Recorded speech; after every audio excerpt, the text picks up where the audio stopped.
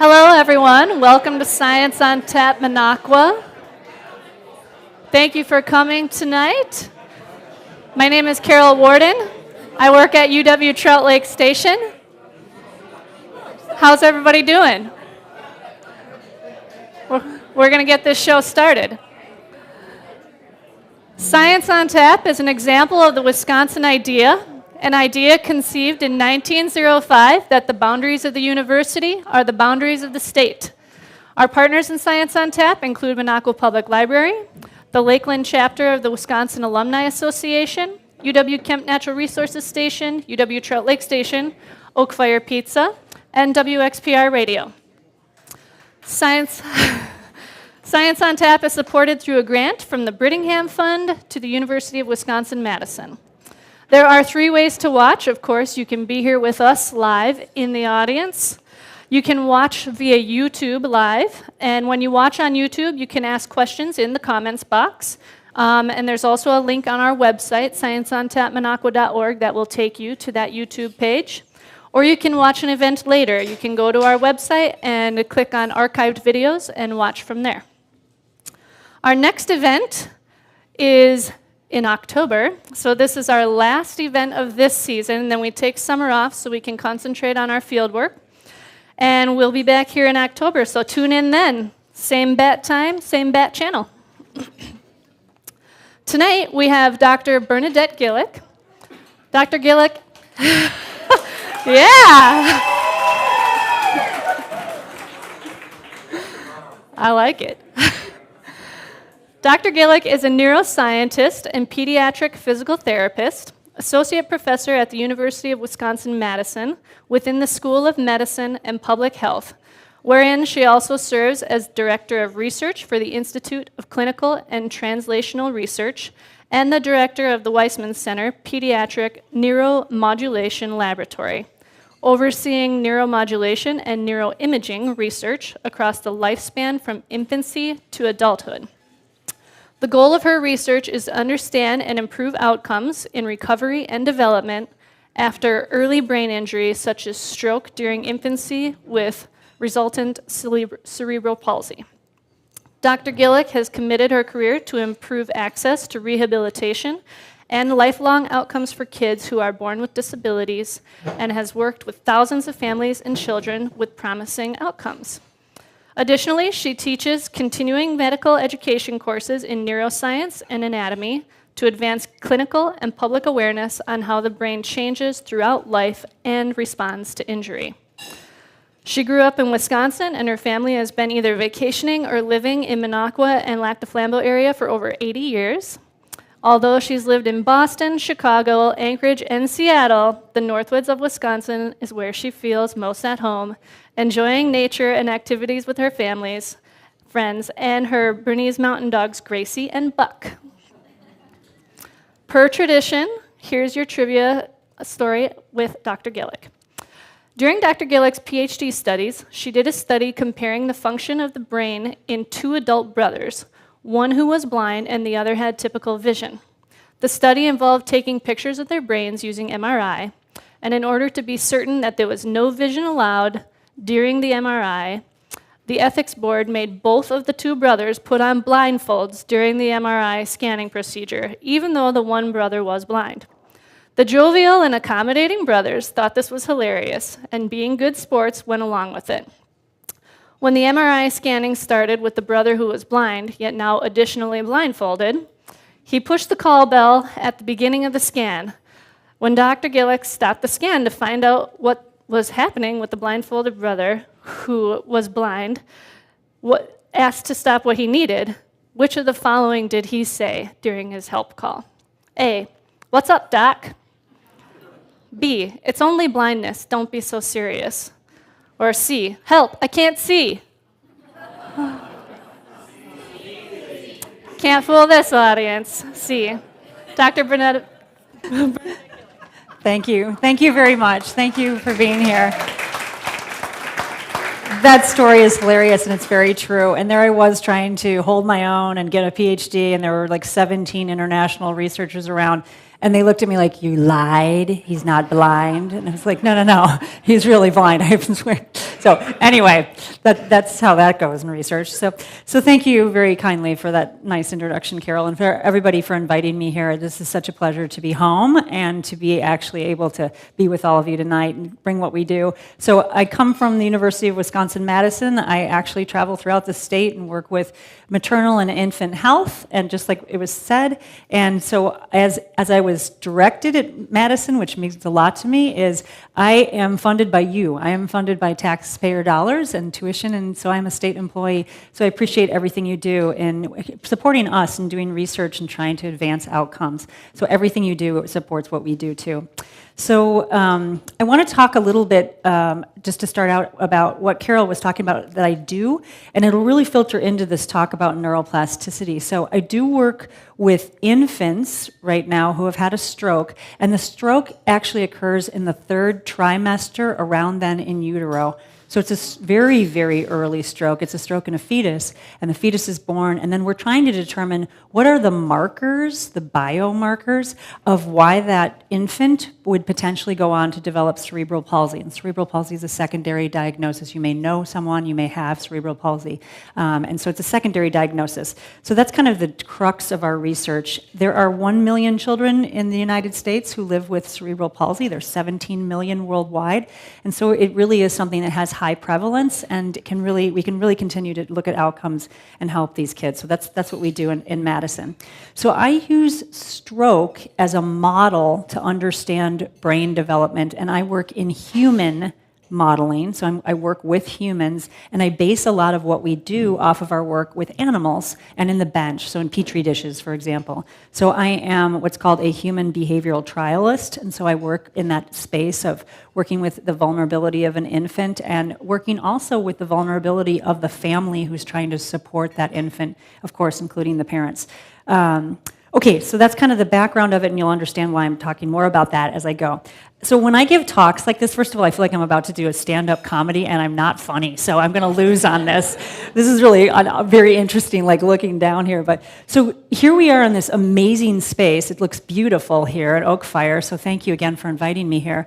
This is a safe space, and we're going to create that and agree to do that here, that people can ask me questions and that we can respect whatever question someone has, to be able to maybe ask the question you've never wanted to ask. That whole phrase of this might be a stupid question is just out the window, gone, because there is no stupidity in trying to ask a question and understand something. So safe space, brave space. Ask it. If I don't know it, that's rule number 2. If I don't know the answer, I'm not going to make it up. They'll probably fire me, right? They should. But also, I'm going to stay in my lane. I am a neuroscientist. I know this area well. This is what I do. But there are a lot of things I don't know. So I'm happy to tell you that when I'm out of my lane or out of my domain. So I'll be honest about that. And then the third rule that I have is a 1-minute rule for me to answer your question and a 1-minute rule for you to ask it. So I don't go off for 10 or 15 minutes on all of my responses, so they go on and on, but I want everybody to be able to ask a question. I do offer this, though. I'm happy to stay afterwards. If someone wants to talk to me for a longer period of time, I'm happy to. That's why I'm here. So please know that I'll be around, and I'm happy to answer any questions or have a discussion. So good on the ground rules? Does that sound okay? Okay, so we're kicking out the first person who says, this is a stupid question. They're gone, right? It's just done. Okay, so that's where we're going with this. Okay, so here's questions I have for you to consider as we're about to do this talk. So here, this is about neuroplasticity. This is about the brain. This is how the brain functions in all of us. And here in this room alone, we have people in every decade, I think every decade. Yep, you're representing. I love that. Hi. Okay, so we've got almost every decade represented here in terms of how we function across the lifespan. So here are some questions. Number 1, I ask myself these. Just think about them. This is not for you to yet answer. Why are there more teenagers than 70-year-olds flying across Lake Minocqua, Boulder Bay on their snowmobiles? For example, why don't we see a whole bunch of octogenarians just going for it, trying to get to 90, right? Why can a child learn to speak 2 languages perfectly with no accent detectable, but an adult cannot? Why can that happen? Why, if I try to learn Spanish now at age 53, will I always have an accent after I've learned it? How does an 80-year-old who has a stroke and ends up using a wheelchair recover to the point of being able to walk again and not needing that wheelchair? A question I ask myself and then putting out there. And then the best question of all is, can an old dog learn new tricks? And let's make sure we've answered that as we speak here tonight. So I'll go through that. Okay, so neuroplasticity. I just had a comment from one of my good friends saying, I'm probably not going to understand anything that you say, and that is not the goal tonight. The goal is that we all get to speak the same language and we can understand this, which is a ton of fun for me. So neuroplasticity really means a change in the structure of a brain cell, a neuron, okay? So the cell itself, somehow, the structure of it, the shape of it, the morphology, changes somehow. So it means that there's been an adaptation because something made it change, okay? So it could be some sort of external force, it could be an illness, it could be an injury, or an internal force like stress that makes that brain cell change. So it's a really important thing for us to understand is neuroplasticity. And it's that ability that we have at all of our ages to do this that is so incredibly exciting in terms of what we're doing with research. So I'll give you a couple of examples. For example, neuroplasticity is remembering the name of someone who you met yesterday for the first time. Or being an artist and using your hands and trying to create something new. That's an example of neuroplasticity. You're actually changing the structure of your brain cells when you're creating a piece of new art, something that you haven't done before, or learning to play a new musical instrument, or finding a different way home from work, or a different way to the store. Those are all examples of learning something new. So we're talking about plasticity. That means it's changed. So I have a rubber band up here. It's not elasticity, like a rubber band where you stretch it and it goes back to its original shape. It's plasticity. So what happens is you do something to change the structure of that cell, and that cell then stays in that change. It doesn't go back, it moves, it changes, it adapts. You lose, you win, it keeps adapting dependent upon what those stresses, positive or negative, really are. So again, it's not elastic, it's plastic. It's actually moving along in terms of that growth. There's also instances when neuroplasticity, the ability for change for those brain cells, is atypical. So I just talked about a couple of ways that we have in a daily perspective of neuroplasticity. Atypical could be something like phantom limb pain after an amputation, like an amputation of an arm, and the individual still feels their hand and feels pain in their hand. That's an aberrant or atypical signal from the nervous system saying, okay, you're getting a signal from a hand that doesn't exist. Or, for example, seizures and epilepsy. That's atypical in terms of what we see, but it's neuroplastic. Something changed in the area of the brain, and it creates that seizure or epileptiform activity. So we can think about neuroplasticity in terms of good or typical and bad, not necessarily bad, but atypical in terms of the changes that happen.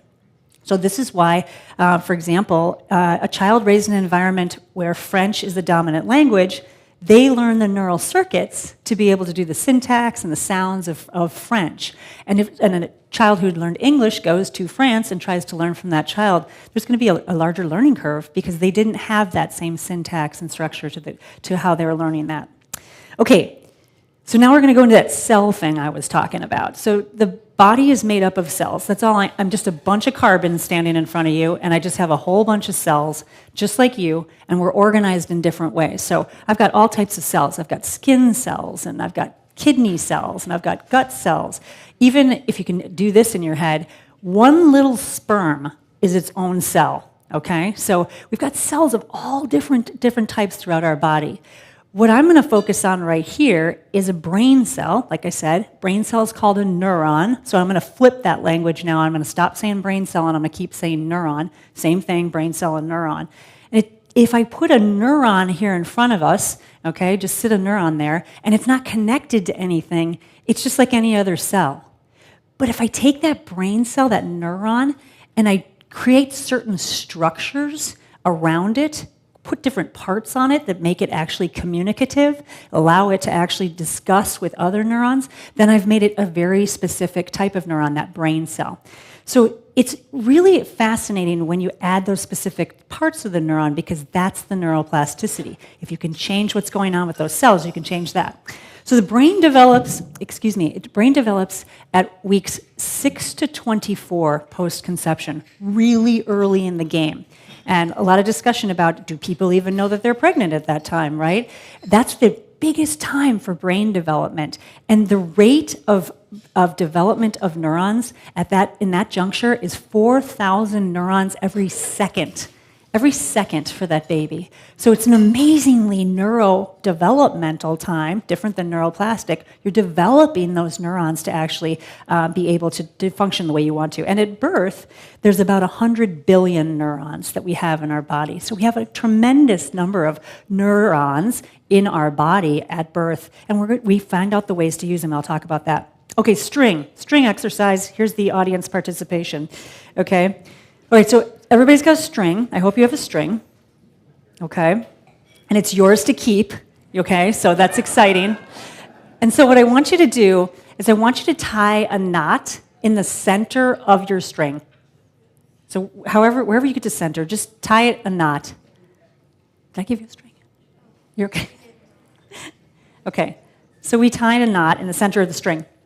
And so one end of the string, I want you to fray it up, okay? A frayed knot, right? I want you to fray it up and give it a lot of surface area, okay?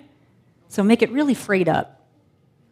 And the other end, try to keep it nice and smooth, if you can. So this is going to be a Anatomy of a Neuron 101 I'm doing really quick here. And some of you may know this much better. But what I'm trying to do is show you that this is your neuron, okay, your brain cell. And in the center, you've created the cell body, okay? That's where all the good stuff, the processing goes on. Where this frayed area is here, those are the dendrites, okay? And the other side is the axon, okay? So why does all this matter? Well, because from a neuroplastic perspective, again, this cell just by itself can't do anything. It's just a cell all by itself. But the way it communicates is actually sending a signal from the cell body, okay, down the axon, okay, so find your axon end, okay, to this little button at the end. It's called a bouton, but it is a button. In that button are little tiny packets of something that we call neurotransmitter. And so they're vesicles, little bubbles, filled with signal, chemicals, neurotransmitters. And so that axon, if the cell body gets some sort of signal to say, let's go, game on, the electrical signal goes down that axon, hits the end of it, the vesicles then fuse with the end of your axon, and they go out into what's called the cleft, a synaptic cleft. They go out into space. We don't want to waste that neurotransmitter, though, on the other side, right? So I'd like you to find somebody next to you, put your axon next to their dendrite. Things are getting nutty at Oakfire, right? Okay. So you've got your axon next to someone's dendrite, okay? And what's happening now, this is fun. What's happening now is that the axon has fused its synaptic vesicles. This is fun because all this language is just so fun to feel big up here, right? So the vesicles have fused with the membrane. Out comes the neurotransmitter into the synaptic cleft, into this chiasm. And the dendrites of your friend's neuron are now gathering up that neurotransmitter to keep the signal going on. So if we all, and we won't do this, but if we all just connected our neurons, it would be a signal that keeps going, and it's an electrochemical signal. We can put our strings down. Thank you for playing. Okay? So it's an electrochemical signal. Now here's an amazing part about that. If I'm standing in front of you on this ledge, okay, and I think, I would like to move my right hand. Even thinking it, I'm using a very specific part of my motor cortex, I'll get into that, okay, an area of this lobe of my brain to say, okay, Bernadette, move your right hand. So I'm thinking it, and by thinking it, I am exciting that cell body to allow that electrical signal to go down the axons, release the neurotransmitter. Dendrites are there saying, game on, and then it moves down the way. So I'm thinking it, okay, move your hand. and down, and my hand is moving. And I'm grateful for that, right? So that everything's working there, that I've got this signal that's going down the path.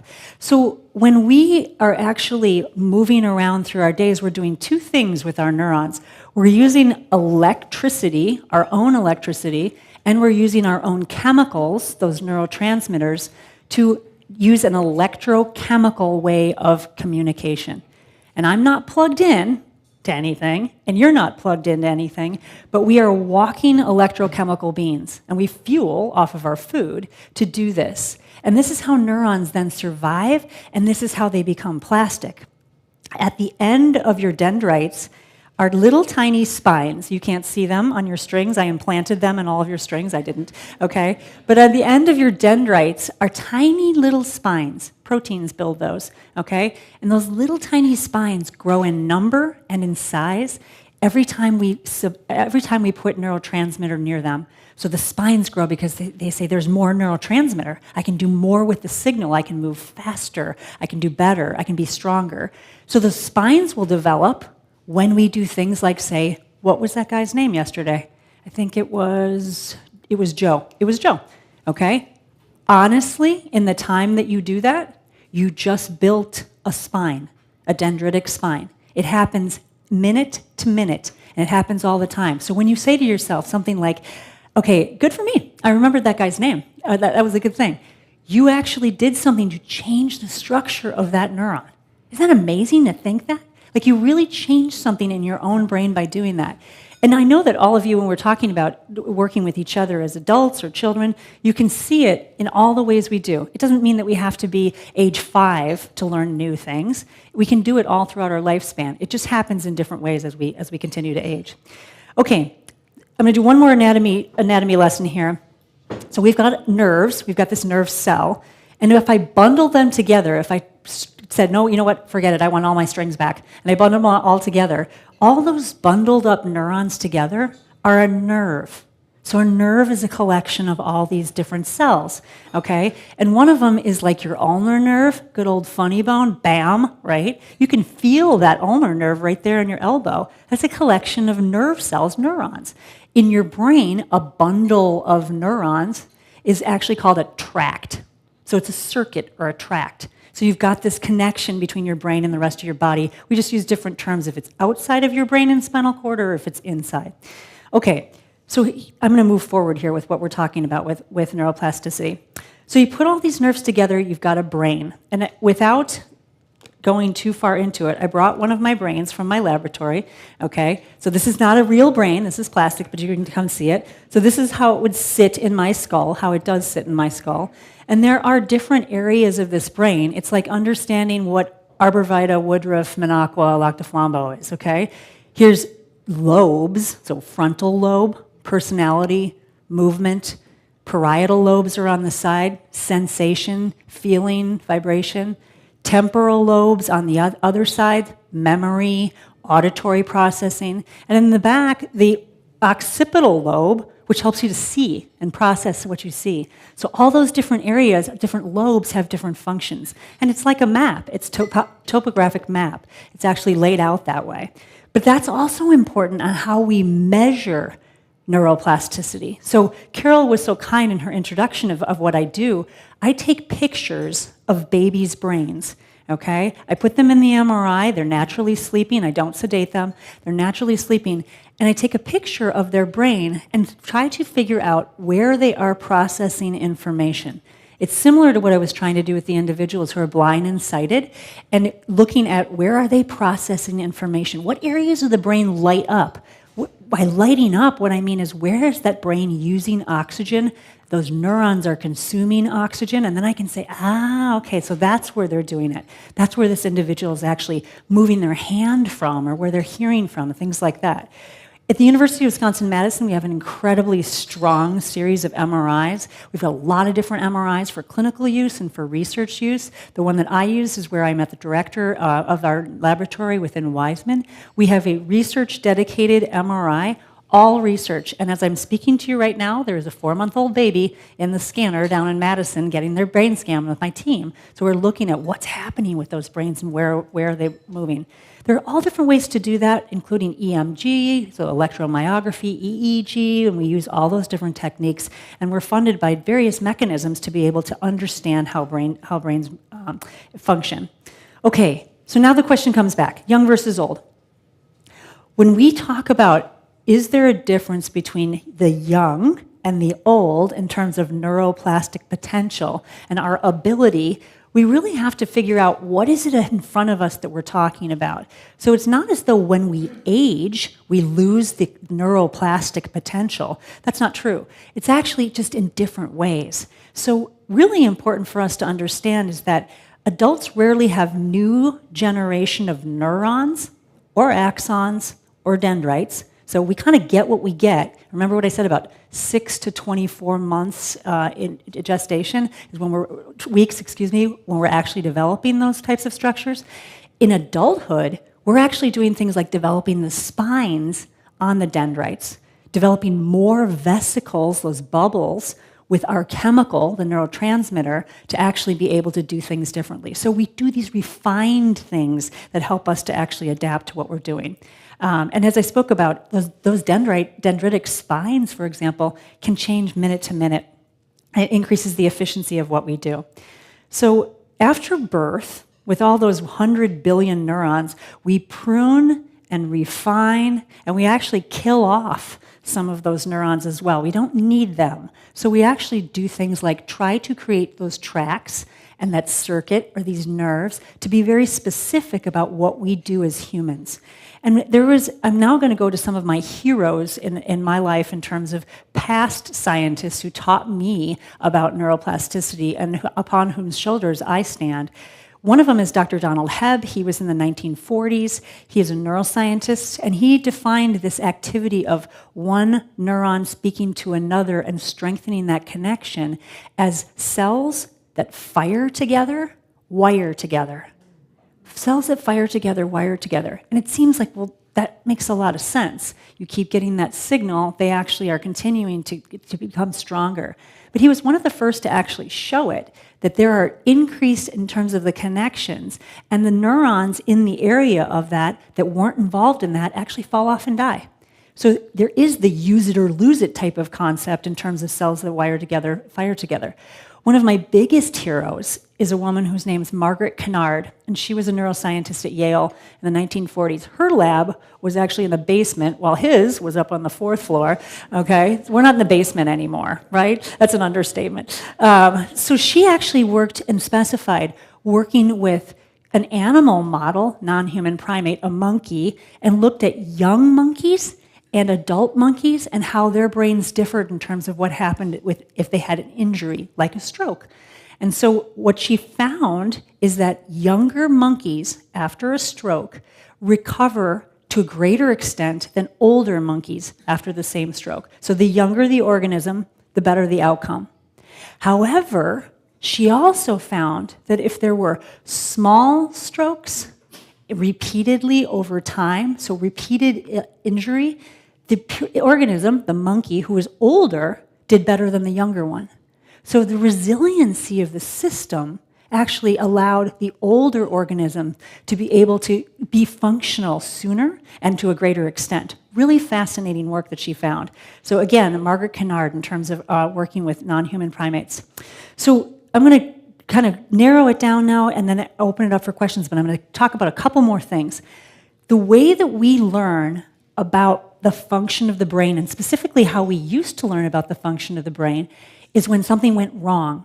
So if someone had an injury or a stroke in a certain area and they could no longer do something as they used to before, then we would say, aha, that's what the function was of that area. And that's how we learned. I'm going to give you two stories. One is in 1948, that was when we admitted Wisconsin into the Union. In 1848, excuse me, there was well, it wasn't in 1948. See, I told you it was a bad comic. So in 1848, there was a gentleman whose name was Phineas Gage, and you may have heard of this story. He was working on the railroad, and he was tamping down a steel rod. And there was an explosion, so he was tamping down the rod, and there was an explosion, and the rod went up, in through his jaw, through his eye, and out of his skull, right through its very specific area of his frontal lobe. Frontal lobe, what was the frontal lobe function?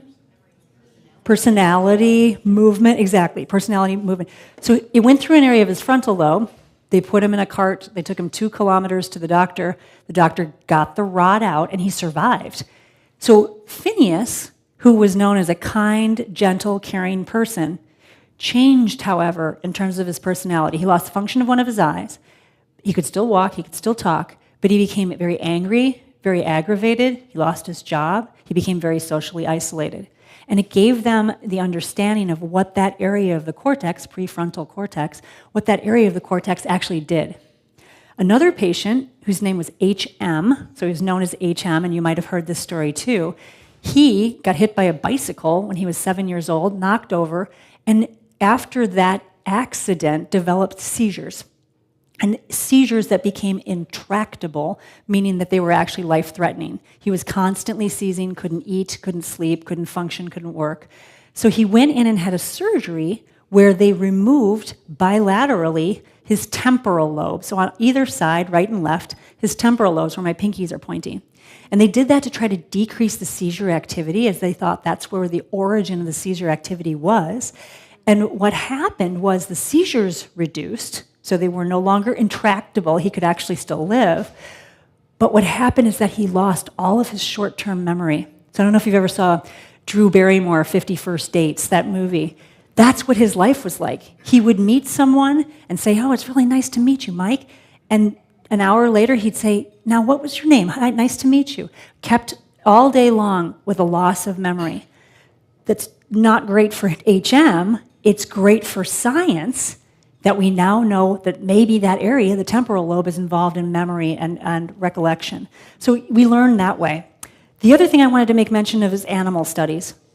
Some of the earliest studies in terms of understanding our eyes and vision and how vision develops are from Hubel and Wiesel, Doctors Hubel and Wiesel, and this was in the 1950s.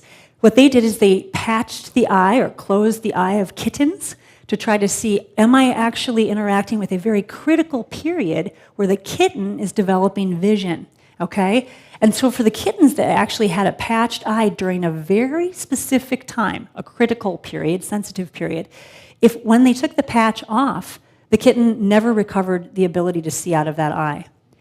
When they did the same in an adult, okay, or a juvenile or adolescent kitten, it didn't matter. That adult could actually still see again.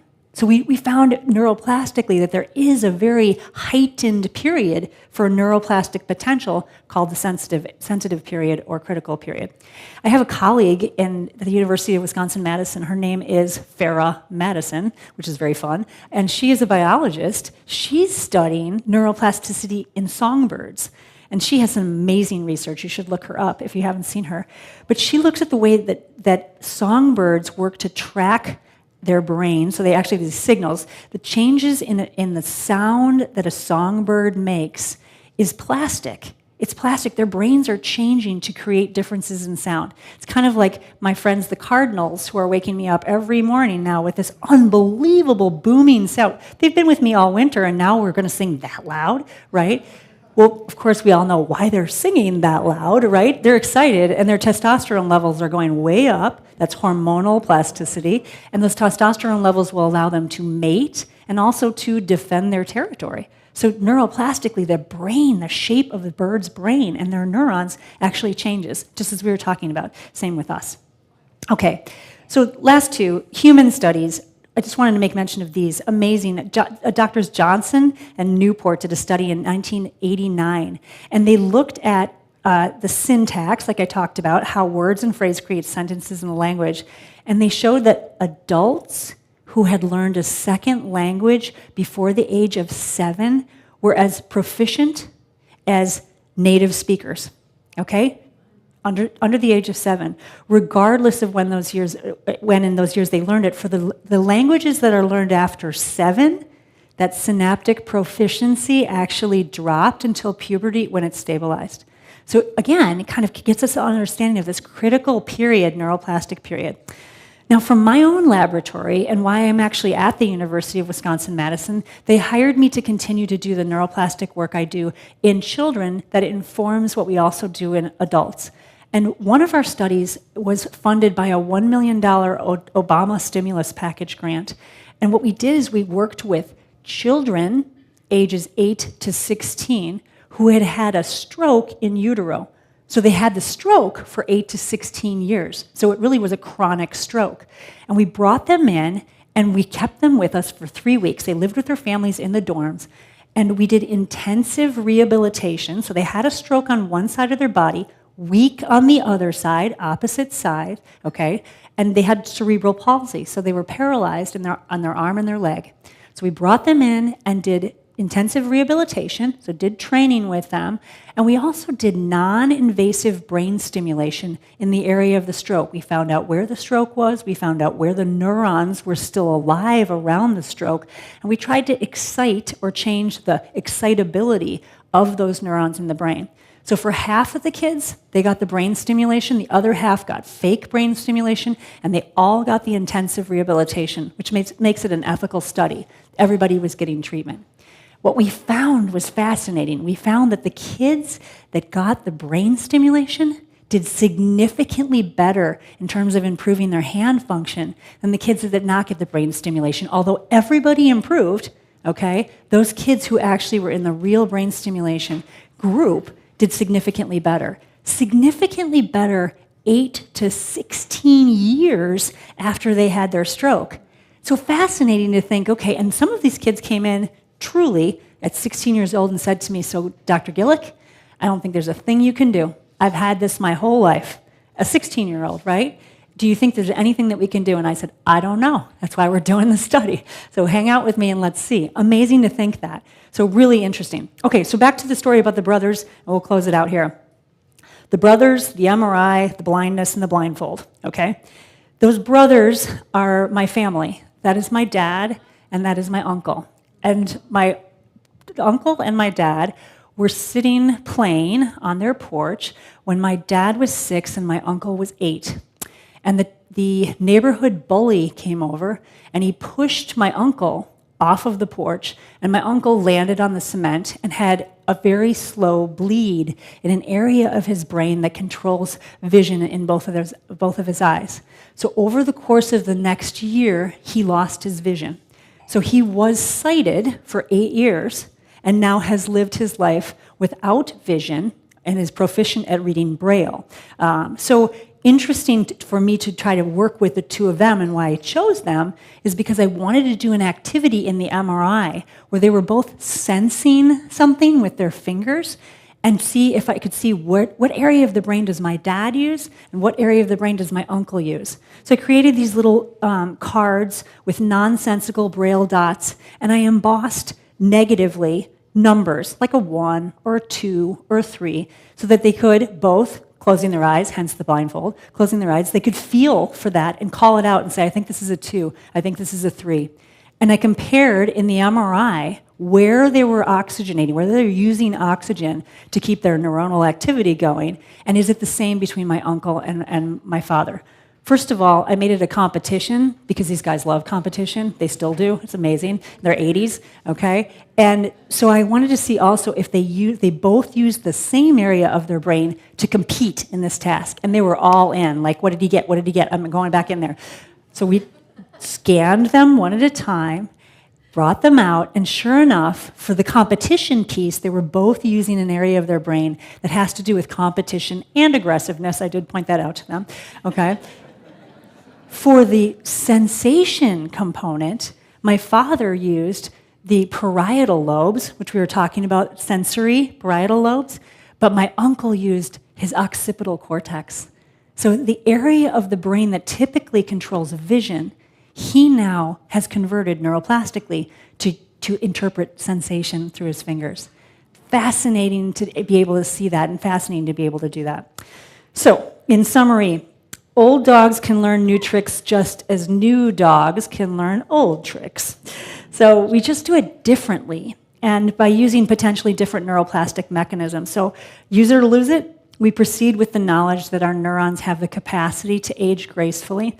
Although there are changes and challenges and choices we make in our life that affect our neuronal function, I won't go there today, especially here at Oakfire, right?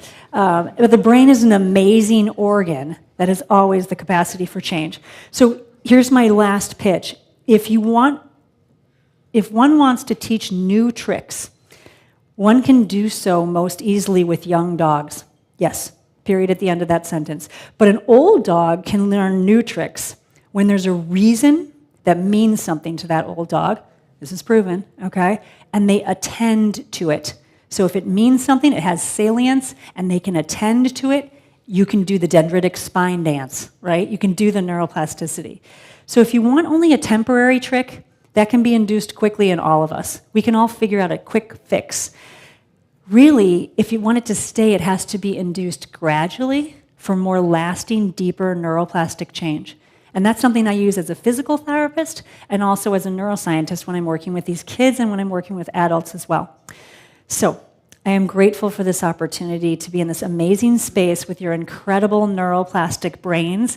And I say hello to you from the University of Wisconsin-Madison, and I appreciate your time and attention. I look forward to our discussion.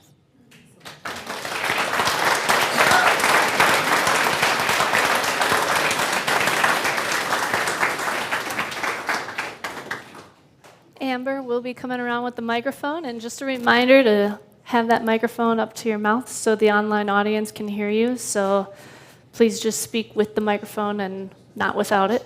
And 1 minute. 1 minute rule. Here we go. There's also, I brought a whole bunch of magnets from my laboratory to stick on your fridge if you'd like. They're in the back. So please take one if you'd like when you leave. You were talking about mini strokes in monkeys.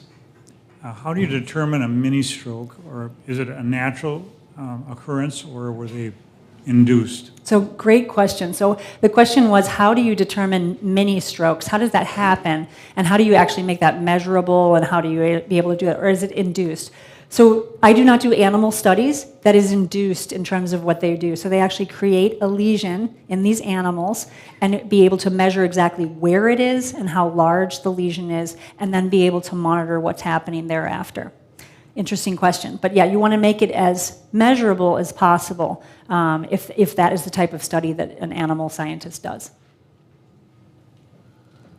How does a memory lay in the structure of neurons, and can that structure carry multiple memories, or is it exclusive? It's a great question. So can those neurons carry multiple memories is what you're asking, right? One of the things that we talked about, I just kind of stuck on a little bit, is the development of tracks, so circuits. And when we get really fancy, we call them neuronal networks. So a neuron may have many functions. It actually has connections, 10,000, 100,000 different connections with other neurons. So it can have one function, fire together, wire together in one way, and it can also have another function in a different way if it's part of a different network. So it's really fascinating to track what a neuron can do, and you can actually get on top of a neuron and really pinpoint an area of neurons and see what is its activity, what is it contributing to. So there can be that intersection of memories. And it's a fascinating area with so much more to learn, but a lot that we already have in terms of what neuronal function is. Thanks for that question. So for people who had traumatic childhood, or like where basically their brains were like bathed in cortisol, does it make their brain less malleable as an adult? Oh, that's a great question. So did you say traumatic childhood in the beginning? Stress. Okay, so there was an increase in cortisol. So she's bringing up cortisol, which actually is a stress component. So you're actually measuring what that stress component is. So is there decreased malleability, which is a great word, neuroplasticity in a brain that is under stress? What we have found is that if it's chronic stress, it can actually decrease neuroplastic potential. The promising aspect of that is if the stress decreases, if there's a change in the level of stress over time, that plasticity, that plastic potential actually rises, so that we still have the ability to come back from that. The longevity of the stress then can actually be directly related to what is that neuroplastic resiliency potential. So really good question. And it's a really important question, especially for development in terms of young individuals under stress and how is their nervous system developing and their neuroplastic potential. So really good question, very important question. So you talked about the brain stimulation that was non-invasive for Yes. people who had disability. Could that potentially be used in typical people to increase our capacity that would be Yes. beyond what's normal? I love that. So you're using great words like typically developing individuals that might not have an atypical neuronal or brain structure. So one of the types of brain stimulation that we use in my laboratory uses a DC current, so it's transcranial. Okay, it goes across the skull. It's non-invasive, direct current stimulation. And I actually use it, we use it with kids specifically to research if we're stimulating a certain area of the brain, does that truly affect the other side of the body? That's one of our questions. You can buy this on Amazon for $39.95. I, for some reason, buy the $11,000 version so that I can do all the research. But I was actually speaking at a talk in New York City a few years ago, and I was sitting on the subway, and I look over, and there's a kid with TDCS on his head gaming. And I was like, if I took a picture of him, I probably won't end well, but I can't believe that I'm about to go talk about TDCS, and he's using TDCS. So better gaming, better sleep, better intelligence, better sex, all of these things are all out there in terms of what can this potentially do. What is not convincing to me, I'm a very picky neuroscientist, is I haven't seen the randomized controlled trials and the data to show me that there is a significance with the levels that they have, what they're doing. I'm almost to my 1 minute, I do get calls and emails every week from families around the world saying, Dr. Gillick, we know that you are one of the pioneers in the use of non-invasive brain stimulation. We have an infant with stroke. We're going to put one of these things on their head. We're going to use what you published. All good? And I was like, not all good, because we don't have the knowledge yet. We don't know that this is FDA approved in the manner that I used it to see that significance. It was a very controlled circumstance, similar to the question you asked, so that I could be target sure that the safety would be a biggest priority. 1 minute, 10 seconds. My bad, I'll take it back on the next one. Thank you. Oh, great. Can you come over here? You got it. This is great. How about this? Is this the greatest? What's your name? Friedrich. Your name is Friedrich. Can you hold the microphone right up to your mic? Yeah. Yeah. So I'd love to hear your question. So my question was, if you had, could you convert part of your brain to something else if it were still fully functional and working actively? Like, could I convert, say, this part of my brain to something else if it was still functional and still being used?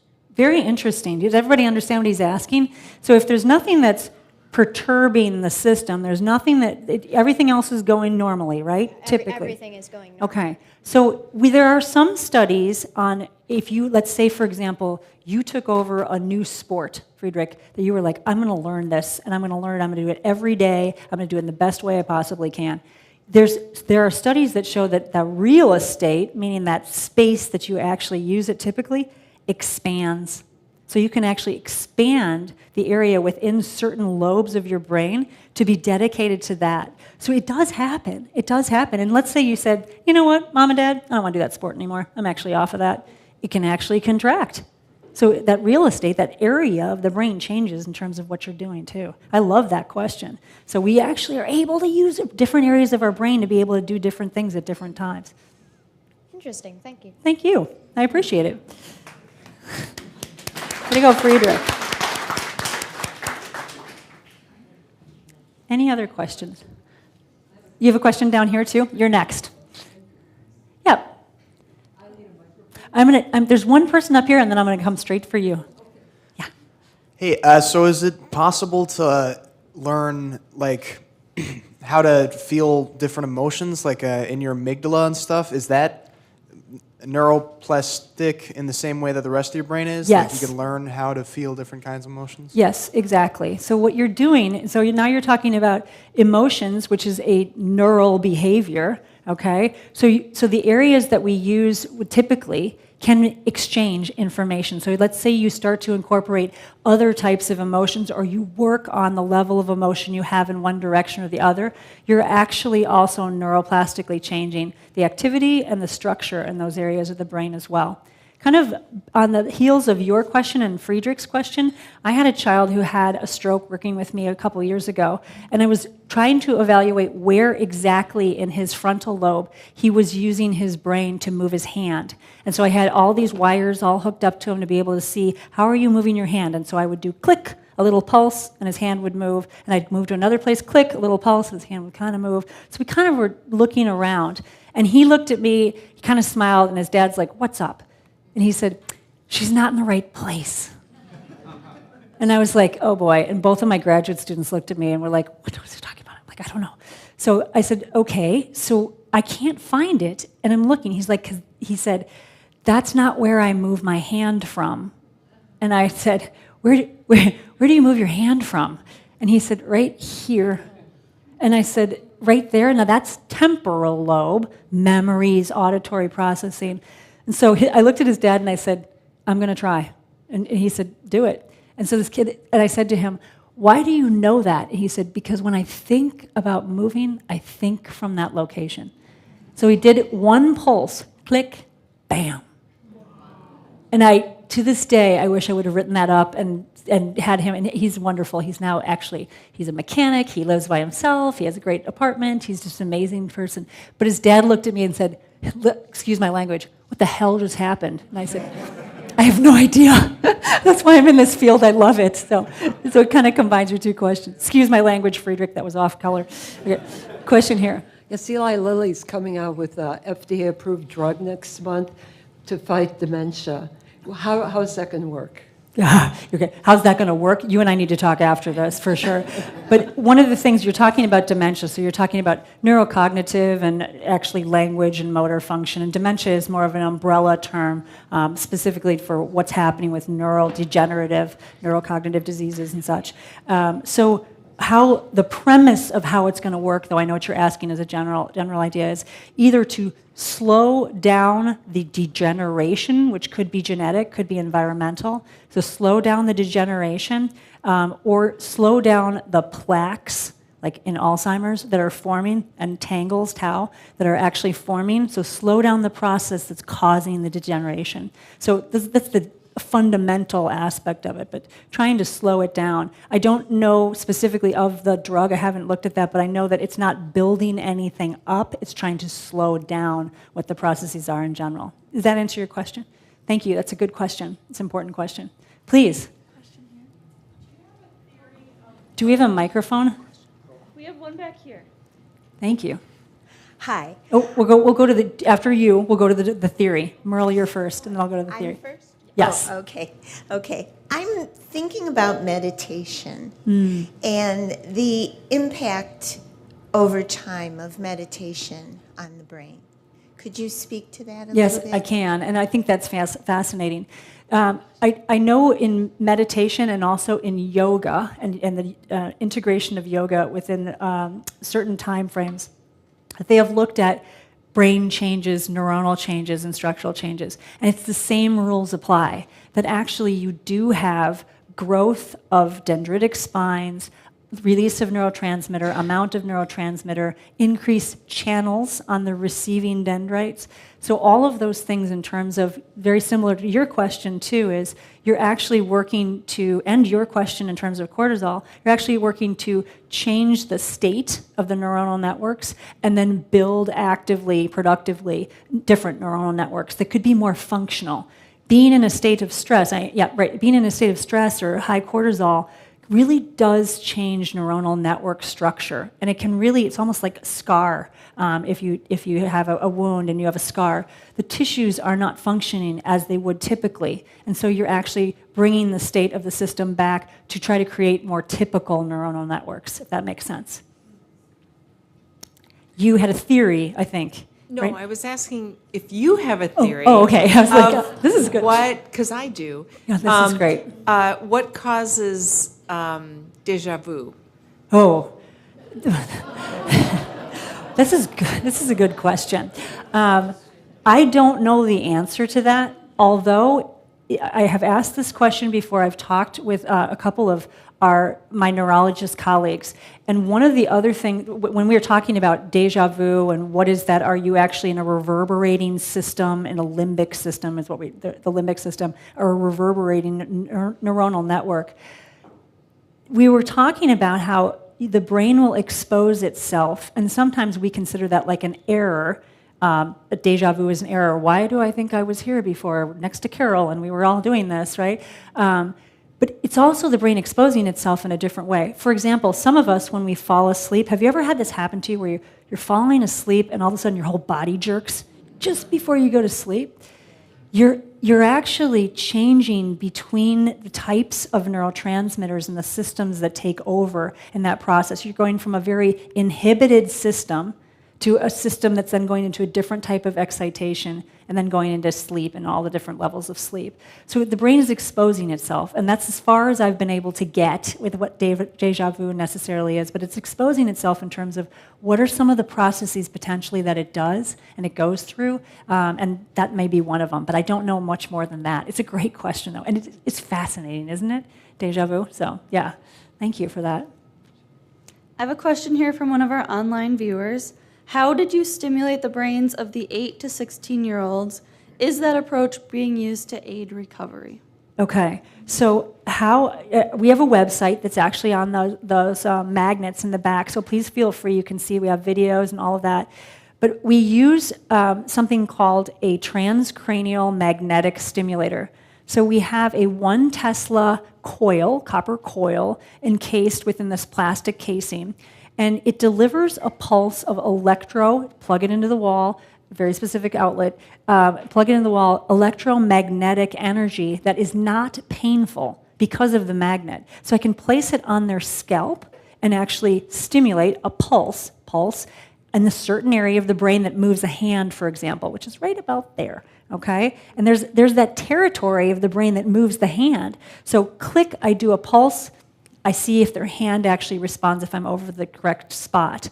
The question also, how do I stimulate it, is the day before, I take a picture of their brain in terms of the anatomy. So I put the picture of their brain up in front of us on this screen, and I'm moving the stimulator over their head while the stimulator on the screen is going over their MRI. So I'm seeing the picture of their brain, and I'm over their head. The computer knows where the child is. This coil knows where the child is, and I can get right over the spot that actually typically moves the hand. So that's how I know specifically how to stimulate and what I use there. It's a very highly regulated process, obviously. It takes me about 2 years to get any one of my studies approved by all of the ethics boards, the Food and Drug Administration, to have the National Institutes of Health review us as well. And they should, because I should be functioning at the highest level in terms of what I'm doing, keeping these children safe, making sure that there's no detriment to this, and actually also creating protocols that, as the second part of that question is,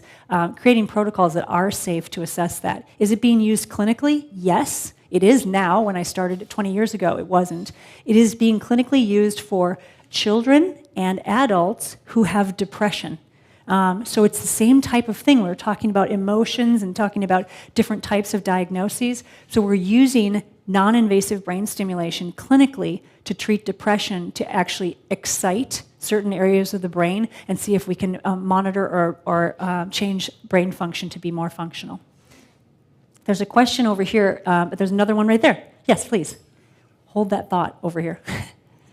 Since your specialty is with adolescents and Yes. what you do, this might be a little far-reaching, but Please. They say a person's personality is developed from the time that they can speak to the time that they learn to read. And that window, of course, can vary per child. What function, plasticity, is that involved in that process, or are you aware of that? Yes, and so when you're talking about personality, just as you're talking about the movement of a limb, muscles, glands, whatever it might be, there is a very good body of literature that says that personality starts in utero. That actually, and mothers, there's reports from mothers, qualitative, that I knew he was going to be a feisty one, right when I was carrying him. The personalities very, very early on are revealed.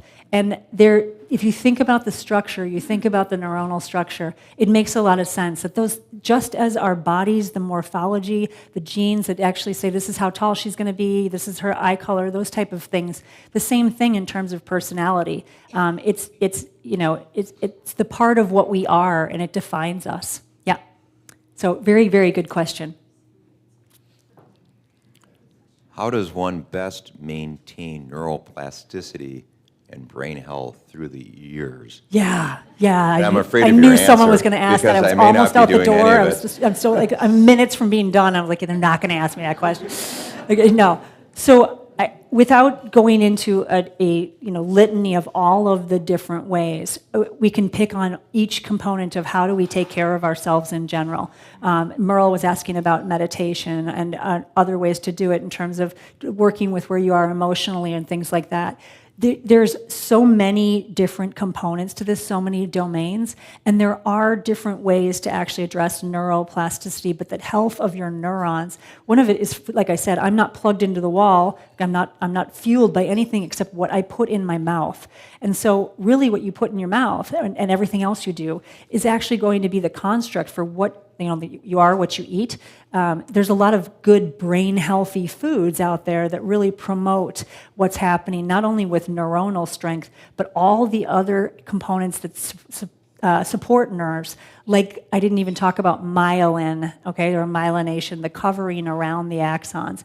All of those different things can really contribute to neuronal health. Your exercise, your activity, your sleep. Sleep has a lot to do as well with neuronal health. So from a comprehensive standpoint, there's a lot we can do, and there's a lot that we can actually attend to without having the one size fits all, and that isn't for each of us. But it's a really good question, and it does make a difference, and it is quantified, and we do show it when people try to do these different aspects for neuronal health. I was just curious about the work that you did with your dad and your uncle. Yes. So your uncle originally had vision and then lost it at age 8. Would the brain, where it was stimulated, look differently if he had had no sight since birth? Yeah. Like, would a different area have fired? Yeah. It's a really good question. So we weren't stimulating, we were just taking a picture. He was doing the activity, so it's like he's doing his own stimulation, right? He is moving his hand, and areas of the brain are lighting up. Yes, so the question is, let's say that he lacked vision from birth.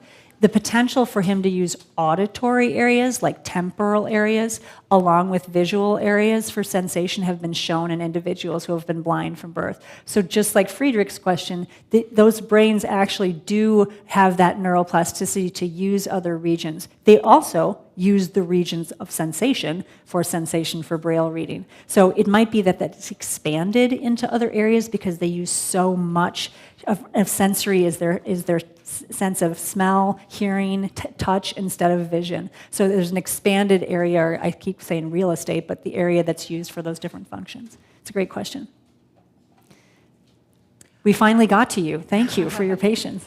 What was the success rate for treating depression with that kind of electrical stimulation? So what is the success rate for treating depression with that type of electrical stimulation? The success rate is relatively high. There is significance to that treatment. It has to be in a very specific population, and that population are those people that have depression who have tried to use pharmacologic interventions, medicines, to try to decrease their depression and have had no success. They've also tried cognitive behavioral therapy and have no success. So it has to be intractable. It has to be at that level where they really have severe depression that has not been really touched by any of the other common ways that we treat depression. So for those individuals, we call that stratified. They're very stratified, very specific individuals. That's where we've seen significant improvements in science with the use of that type of brain stimulation. Thank you for the question. Hi, I know you only got a minute, but ringing of the ear, what do you know about it? So he just said ringing of the ear, tinnitus. So what do I know about that? I know some, and one is that is an example of negative neuroplasticity. I have that, for example, but it's negative neuroplasticity. There's a signal, that's reverberating, but it's atypical. So there's some reason for it. There's different ways that we can treat it, but it's an example, just like I was talking about aberrant phantom limb pain or other types of epilepsy, things like that. It's not the same as that, but it is showing that there's some sort of neuronal activity that's going atypically for that individual. So yeah, good question. It is an example. In the back. I have had 2 TIAs, and I also have tinnitus. I don't know the dates of any of those events, but I wonder if there's any connection between tinnitus and TIAs. Yeah. So she's asking about the connection between having a transient ischemic attack and tinnitus, so ringing in your ears, and this transient ischemic attack. It could be, it could not, and it might be interesting to look at the dates of when those things occurred or which came first or behind, because it might be that it could be related. But interesting because both of those things are happening from a neuronal perspective, right? From a brain perspective, potentially. And so you really want to see, is there an intersection? And that would be fascinating to know about your own self. So thank you for that question. Question right here. And okay, we're going to go there and then here. Okay. Yeah, hi. Hi. This is fascinating. Thank you. Thank you. So my question is similar to one that was asked. Please. It's about the neural health and what part of what you're doing includes, the contribution that sleep, nutrition, activity can make not only to maintaining neural health, but improving neural health and perhaps adding to the healing of neuro health. Yeah, there's a lot that you just said, and I really appreciate the complexity of what you're asking. I'm going to give one answer on that I've found in working with these kids who have cerebral palsy due to an early stroke or related early injury. And one of them is something that I didn't know was going to happen. I didn't know that these children with whom I worked, I was focused on motor movement because I'm a physical therapist. And what we found in using this brain stimulation was that these children reported decreased pain in their lives, which I didn't appreciate how much pain they live in every day. And by decreasing their pain, they were able to increase their motor function, get better sleep, eat better, those type of things. So we started to do these assessments, qualitative assessments of their quality of life. And when this kept coming up, it was fascinating to me how interconnected all of that is towards our overall health. So I kind of roundabout answered that, but the answer is yes. It is interconnected, and we learn a lot from how these neuronal systems actually contribute to what we're doing. Thank you. We are what we eat. Is there any scientific Sorry, validity who's speaking? to Prevagen or any of the other stuff we see advertised to improving our brain health? I don't know that particular product that you're talking about. There is definitely, as we were talking about here, there's definitely research on some of the different types of foods that we eat, and that can actually help us with sustaining or maintaining the covering around our nerve cells and the ability of our nerve cells to continue to function. So it's interesting to look into that body of literature, which, by the way, I will say, the National Institutes of Health is all of us own the National Institutes of Health. And if you go to NIH, there is just a keyword box, and you can type in any word like that and get all of the publications that actually relate to it. And we are now beholden to create lay language or plain language summaries coming up so that people can read a scientific article and really what does it mean? How can I walk away with some information? So that's a really interesting way to look at the question that you have. Yep. I was just curious, alcohol and drug use. So infants born addicted because the mother was addicted. But then as people become adults and use recreationally alcohol and or other drugs, or also become addicted, how does that affect? I know it's a big question. It's a big question, and it's an important question because you think also about recreational alcohol or recreational drugs or however, at whatever level that you do it, Amber, but thank you. There's two ways I'm going to answer that. One is, yes, there is a big effect in terms of what can happen to the neuronal structure and network activity, the ways that the neurons communicate, especially if it's prenatal, so, like fetal alcohol syndrome. And it can also affect neuronal activity if in your adult years there is that use of alcohol to the extreme or use of drugs to the extreme. And it depends upon the individual. A lot of that is genetic, but it can affect different areas of the brain. It can affect different functions at different times. That whole cycle of which you're speaking, two of you are speaking about, it also affects things like sleep or your ability to be active or your emotions, and that all ties back into. So it's a very complex system in terms of how does that affect people from a neuronal perspective. But it does, for sure. And full disclosure, I drink alcohol. So you think about how do you affect your body, what do you put into your body, and how do you measure that out with what your function is? It's for all of us, right? It affects us differently. So yeah. Question. Hi. Hi. So I wondered in recent years if we have any better understanding of what causes autism, how the amygdala or other parts of the brain might be involved, and whether being born prematurely has a connection with autism. Yeah. Okay. So autism is a very large diagnosis, large span in terms of what is happening. Again, autism is spoken of as an example of neuroplasticity in terms of the network and the connections are different. Communication, social influence, those type of things. Genetics and environment and the age of the mother, those three things are truly coming to the forefront in terms of the literature that I'm aware of. I have many colleagues in my same building that study autism. In terms of influential factors, the prenatal component was assumed, sorry, you were saying preterm.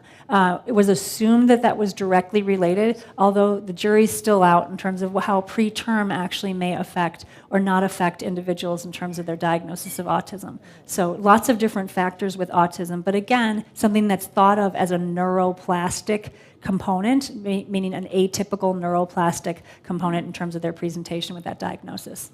Thank you for that question. Please.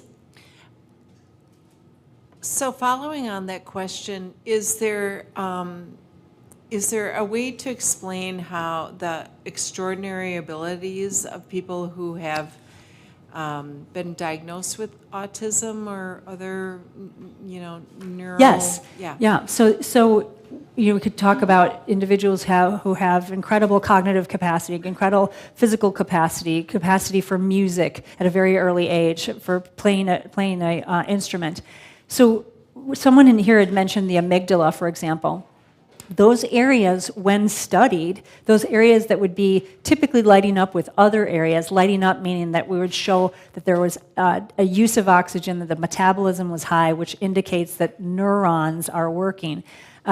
There's an incredible density of activity in those structures. So more so potentially than all of us developing typically, those individuals actually use it at a higher concentration, use those different neurons and the networks in higher concentration. I'm thinking also, I don't know if anyone in here saw the movie Free Solo. Where the individual who climbed, he was a climber, and he just climbed out in Yosemite, right? El Capitan, that's right. And in that movie, they actually showed him going into an MRI. Those are two of my colleagues who were doing it. Showed him going into an MRI, and the area of his brain that lights up for certain things. They were showing him a bunch of scary pictures and things that were frightening. And the area of the brain that gets scared, nothing. Yeah, there's no activity in that area. So, and he was like, that doesn't affect me. And so truly that the brain is responding that way. So we have a way of measuring it, which is exciting, and it can give us a lot of information. Yeah, question over here. So it's kind of a weird one, but I was watching the Dahmer series a little bit ago, and I heard that Jeffrey Dahmer's brain is actually still at UW-Madison.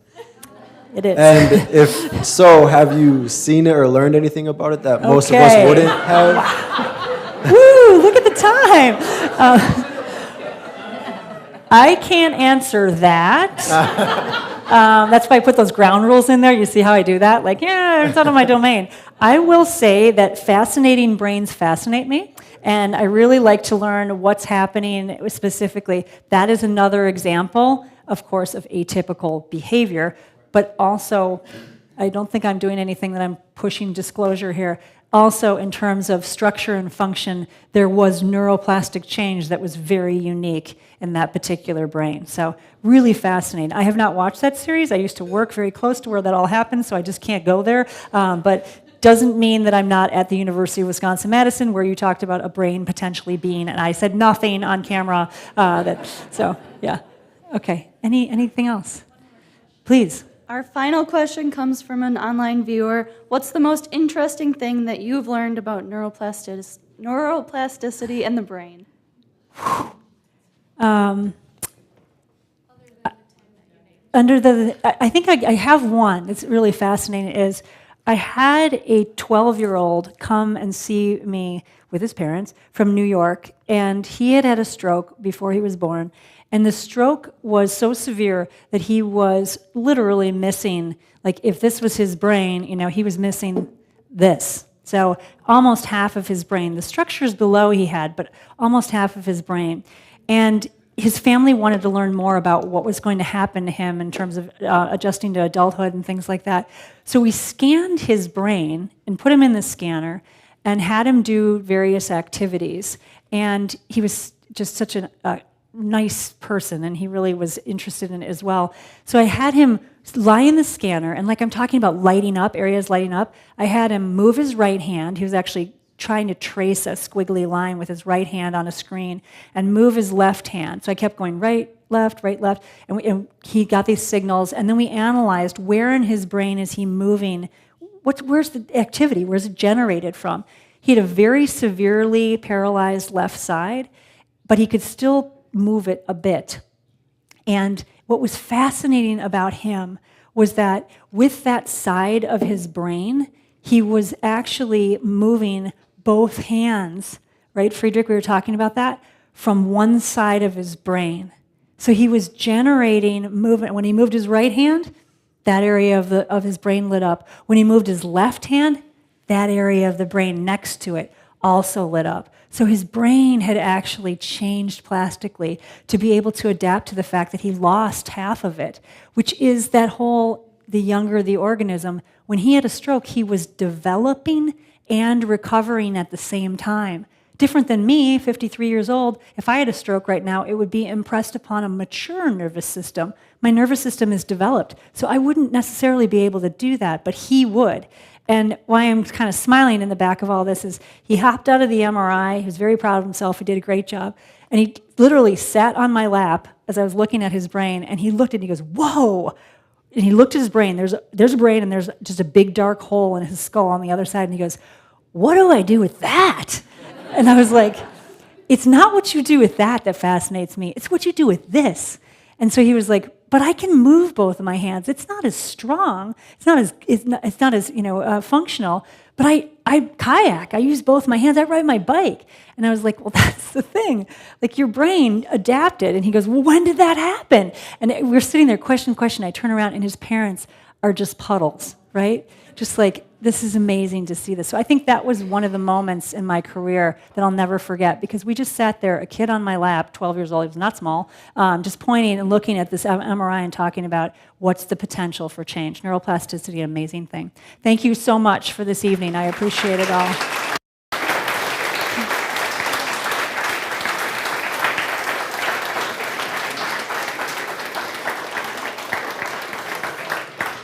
Thank you so much, Dr. Bernadette Gillick. Thanks to everyone who participated in person and online, to the Lakeland chapter of the UW Alumni Association, Public Library, UW Kemp Natural Resources Station, Trout Lake, WXPR, and the Brittingham Foundation. Hope to see you back here in October. If you'd like to get on any of our emailing lists, you can sign up in the back of the room or contact us on our website.